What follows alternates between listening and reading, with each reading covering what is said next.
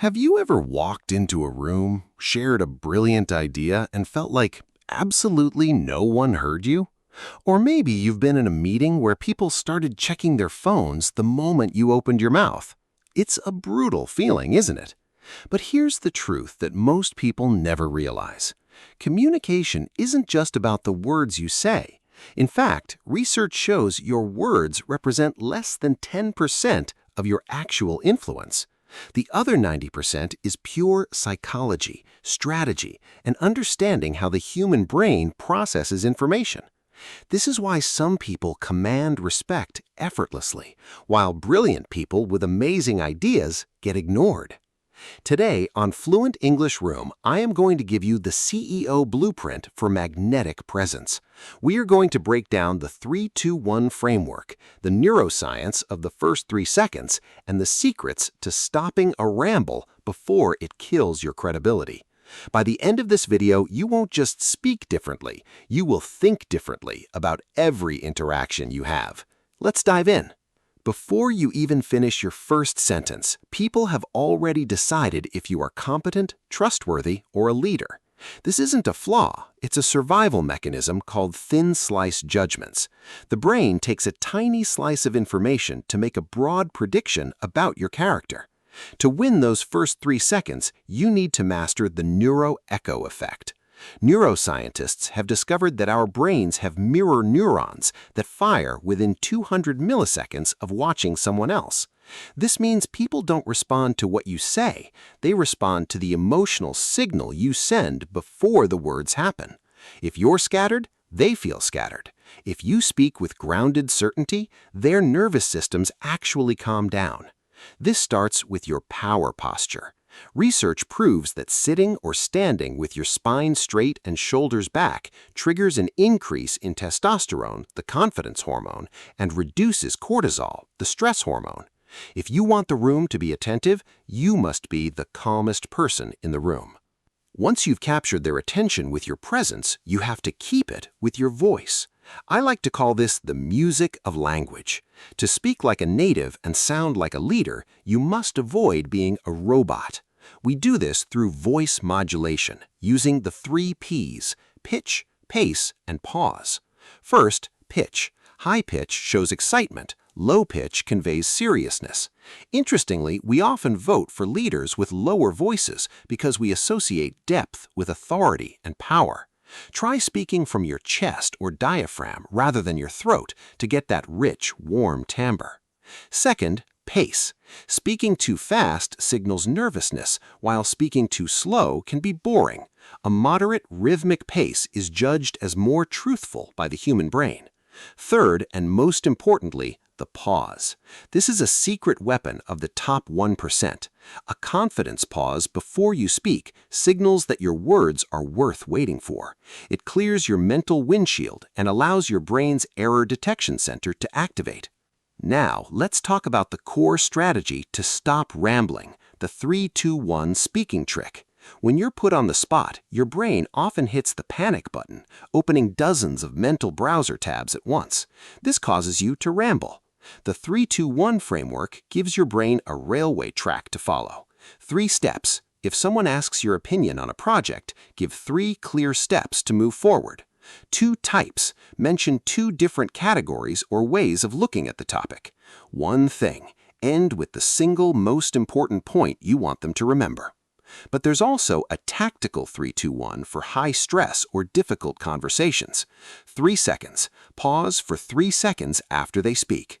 This makes them pay attention and forces them to think, what's happening here? 2 points. Limit your response to only 2 points. The brain has a dual-track working memory. It really can't process more than 2 things effectively at once. 1 question. End with 1 question. This interrupts their default mode network, the daydreaming part of the brain, and pulls them back into the present moment. One of the biggest mistakes I see is people using big words to sound smart. Actually, it's the opposite. This is called the simplicity anchor. A study from the University of Munich found that when speakers use simple language, listeners rate them as smarter, more competent, and more trustworthy. When you use overly technical language, people assume you are hiding something or that you are insecure. Mastery is taking a complex idea and making it simple enough for everyone to understand. Here's a quick hack. Replace the phrase "I think" with "I've observed."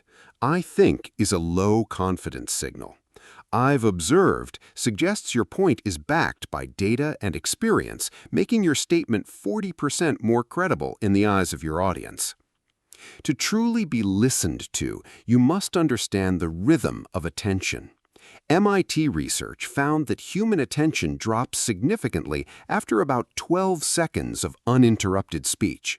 This is why you should speak in sprints, not streams. State your point in a 5 to 10 second burst, pause, and then continue. This chunking of information makes it easier for the brain to process.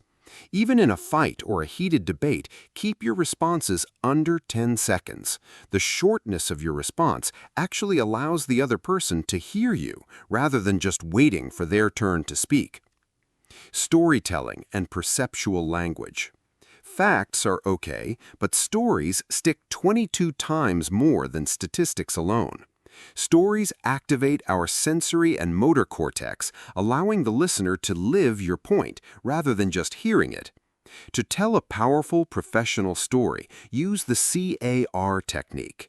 C, conflict. Define the problem. A, action. What did you do? This is where you build the suspense. R, result. What was the outcome? This is your lesson. And when you speak, use perceptual language. Instead of saying, "We must improve operational efficiency," which is vague, say, "We need to see fewer steps and smoother handoffs." When people can visualize what you are saying, they trust you more. Finally, don't forget your hands. Research from UC Berkeley found that gesture priming, moving your hands before you speak, actually helps your brain form thoughts more clearly. But here's the rule: never hide your hands. Hidden hands trigger a caveman response in our brains. We unconsciously think you're hiding a weapon or a lie. Keep your palms open and visible to signal that you are harmless and open for communication. Speaking so people listen isn't a gift, it's a muscle you build through neuroplasticity. The more you repeat these patterns, the more automatic they become. So, here's my 7-day challenge for you. For the next week, record a 1-minute video of yourself every day speaking on a random topic, like travel or technology. Use the 3-2-1 trick in every video. Watch it back and pay attention to your pitch, your pace, and your pauses. If you're ready to take this challenge, comment "Challenge Accepted" below. I want to see this community grow together. If you found this helpful, hit that like button and subscribe to Fluent English Room. We release deep dives like this every week to help you master the psychology of communication. Share this video with one friend who needs to find their voice. Remember, you are smarter than you think you are. You just need the right framework. Thanks for watching. Keep practicing, keep speaking, and I'll see you in the next video.